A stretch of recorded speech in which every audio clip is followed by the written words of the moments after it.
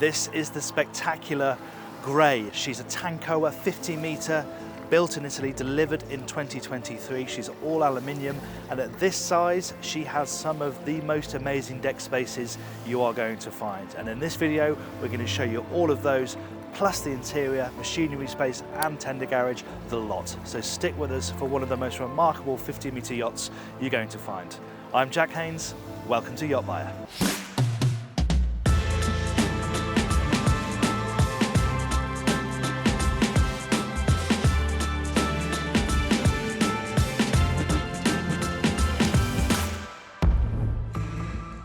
We're going to start down here at the Beach Club. She's a busy boat, lots of clients on board today. We're going to do our best to keep her as clear as possible to show you as much as we possibly can. But we'll start down here at the waterline. Obviously, this hatch folds down from the transom to create this platform here. You've got a nice big boarding ladder here as well, and this is a great place obviously to enjoy the water. And it connects to what is a proper beach club. We probably overuse the term beach club in the production market.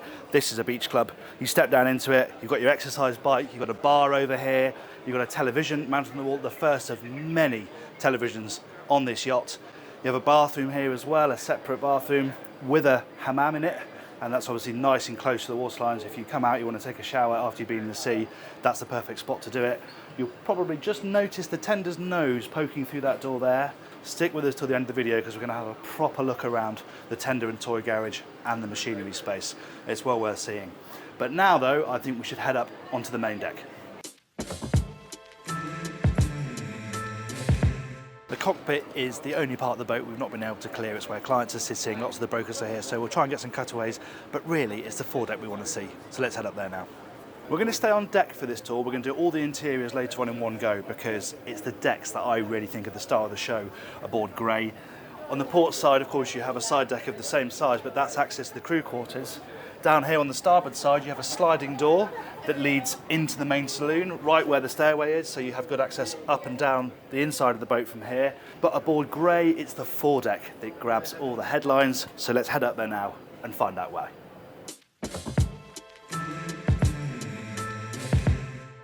Let's start with the technical stuff. We'll have a proper look at the bridge later, but for now we've got a wing station right here. This is obviously where the skipper is going to control the yacht from when they're coming into moor. You have full control of both throttles, thrusters, the engine dials and a screen here, and of course you have an excellent view down the side of the boat, of course communication in the air as well, with the crew guiding the yacht into its berth. You've got those on both sides of course, but let's wait no longer. Here we go to the most spectacular foredeck you're going to see, certainly on a 50-metre yacht. This is the largest outdoor TV in the world, 200 inches, and it collapses in and drops down into the deck when it's not in use, as do all of these speakers dotted around here. Arranged around this amazing glass pool, you can just picture movie night on this thing, putting some sport or a film or Futurama up on here and watching it with the lights low would just be a phenomenal experience, no doubt. It's a wonderful, wonderful setup. And I mean, that TV, have you ever seen anything like that? Absolutely incredible. Away from the party zone, we have another more technical area. We've got some toy storage here, Sea Bob, tucked here under its cover, and then 2 jet skis that can be lifted in and out of the water by this crane that you can see here. And then of course, right forward, this is a proper working area with the twin anchors, all the mooring gear. And yeah, you can really get a sense of the scale of that TV from behind. It is simply enormous. Before we head up to the sun deck though, let's head to the aft end of this deck where there's yet more outdoor living space. They've just turned up the speakers on that TV, so you may be picking that up on the microphone. That sound system is absolutely insane. But we've come back to the sanctuary of Deck Aft. So this connects the upper saloon. We're going to look at all of that in the interior tour later on. But yeah, this is a really nice space. Very comfortable place to have dinner with the protection of the overhang here. There's a bar over here on the starboard side. You can put some shade up or remove that if you want to sunbathe. You've got these L-shaped sofas aft here. Of course, this is a custom yacht, so if you want sun lounges back here or something completely different, you can do it. But this is a really nice relaxed space. Beautiful wooden marble table with seating for 12. It's very inviting, very sort of warm and comfortable. Really nice use of space back here. There's one final space to look at on deck though, and that is the sun deck.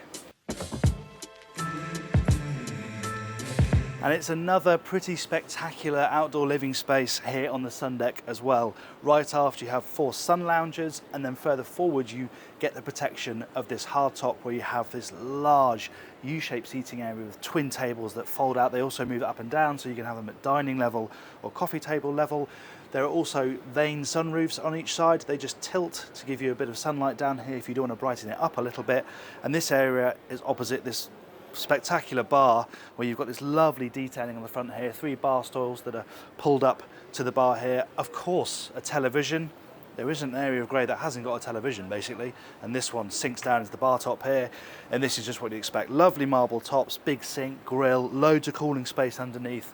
A really great place for the crew to be able to serve people enjoying that seating area over there. And we have the second hot tub on board grey, and it's a really nice setup. Obviously you've got the lovely pool itself, then you've got a bit of sunbathing space forward as well that you can enjoy, and that catches a nice amount of sun even with the shades overhead. But the key thing about this area is because that TV down there on the foredeck is so big, you can still see the screen and hear the speakers. Those are the remarkable deck spaces covered then. Let's head inside and have a look at the interior. We're going to start the interior tour at the upper deck lounge. This is the bridge deck, leads right through to the bridge. We're going to finish there at the end of this section. And this is a more intimate, cosy area than the main deck lounge that we're going to look at downstairs. Obviously no dining space up here. This is purely just to chill out, have a drink, again, watch TV. There's a large TV in here as well. And this LG Signature TV is pretty amazing because it rolls up. When it folds down, it doesn't go down to the deck. It rolls down into the little cassette beneath it. It's an amazing bit of technology. Really nice bar area here as well, made out of marble. It's got coffee machine, fridge, so the crew can easily serve hot and cold drinks. Incidentally, the crew have access down to their quarters from this door here, so they can move through the boat really discreetly without disturbing guests. And this area can be closed off from this more working area forward, which is of course where the bridge is. This is the central internal staircase that leads all the way down to the lower deck. Of course, we're going to have a good look at that in a moment. There's a day head here as well, very well located next to the bridge, so the crew can use this when they're on passage as well. And then right forward we have the bridge itself. Now I mentioned the wing stations on deck, but obviously when the boat is moving, this is where the skipper is going to be commanding the vessel from. And I say commanding, it's a commanding driving position. Obviously the TVs will be folded down and out of the way by that point, but you've got this almost wrap-around effect of these 5 screens here. You can see the view from the cameras is really, really clear. As I said, any close quarter stuff will be done from the wing stations, but the captain has a wonderful all-over forward and rear view with those cameras. Of course, you have navigation, radar, and all of the buttons and switches that you need to run a yacht of this size. Tiny little steering wheel with a leading post, but there are captain's chairs from Recaro on either side.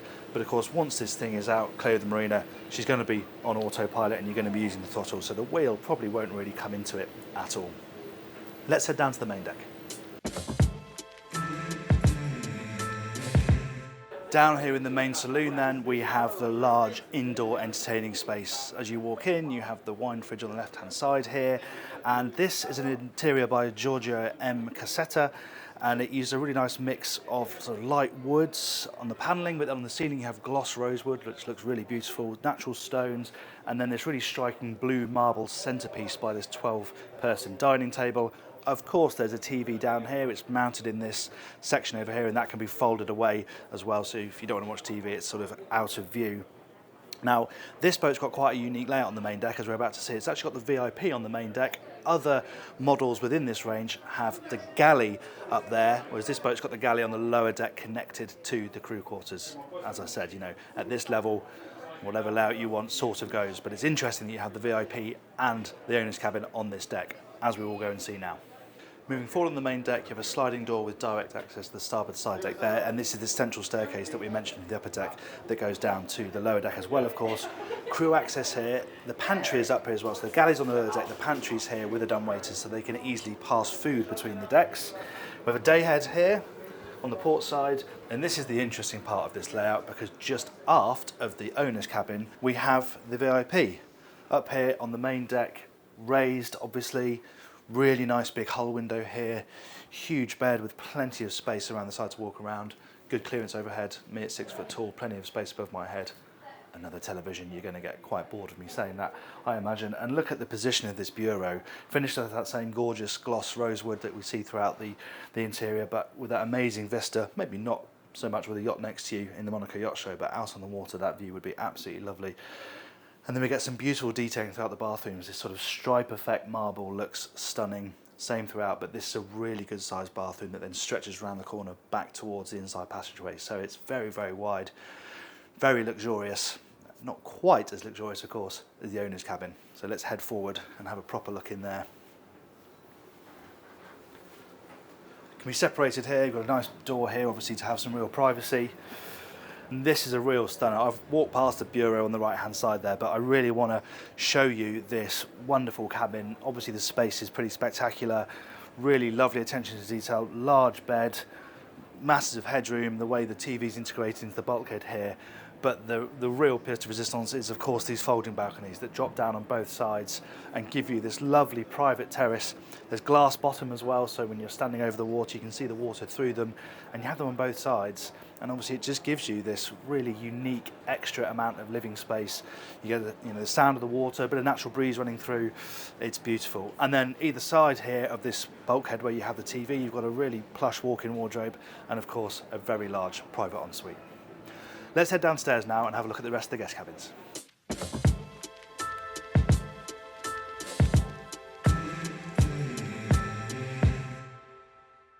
At the bottom of the staircase on the lower deck, this is quite a discreet bit of crew access here. Go through here and you're into the crew quarters, so they have direct access onto the lower deck if they need. On this side, it's just a technical space, obviously very nicely hidden behind a beautiful door. And then we have 4 further guest cabins down here. Forward, you have a pair of identical twins with private bathrooms. Again, the spec is absolutely lovely. Headroom is really good down here, actually. We're on the lower deck, but plenty of space above my head and a nice amount of room to move between the beds. Every single cabin can configure its own AV through the iPads in here. That's all very easy. And yeah, a really beautifully finished separate bathroom in both. And then if we head amidships, have this nice lobby area, a lovely bit of detailing and lighting here at the end. And again, we have a pair of identical cabins. We'll just duck into the starboard one here, where you have double beds now, the double staterooms here, very similar sort of finish and arrangement to the twins. You've just obviously got that nice big double bed, and of course, a large separate bathroom. But the use of sliding doors is clever, just means they're not gobbling up too much room, and you've got a nice split shower, toilet cubicle with the sink in the middle. Now, unfortunately, the crew space is in use, so we can't film that in this tour, but where we can go is the tender garage and engine room. Here we are in the tender garage then, and rib aside, there's lots of stuff in here to have a huge amount of fun on the water. It's completely kitted out with all the water toys you could possibly want. You've got this custom Custodi tender, which has got the collapsible helm station. You can see headroom's pretty good, but you've still got to fit a whole boat in here, so that drops down. And then you have this crane which attaches to this door, drops down, you can see it's teak-laid, and you slide the tender out and into the water she goes. And then through this watertight door here, you have access to the engine room. It's quite interesting to tour this 50-metre super yacht and find some engines that I'm sort of used to seeing in the production stuff that we feature on the channel. These are relatively modest for a yacht of this size. These are MAN V12 1400s, but of course she's not about performance, she's about range. She'll top out at about 17 knots. She's all aluminium, she's designed for cruising. 12-knot cruise speed gives you a 4,000 nautical mile range, and she's got a 57,000 litre fuel capacity, and it's a really beautiful installation down here. You can see how much space there is around each engine. You've got enormous generators on each side, of course, and you can see things like how well labelled all the fuel transfer system is. You have the flow of liquids with arrows, you have every single handle labelled so you know what everything is connected to. It's really, really nicely executed. Thank you very much for watching that tour of Grey. I hope you enjoyed it. If you did, please give it a like.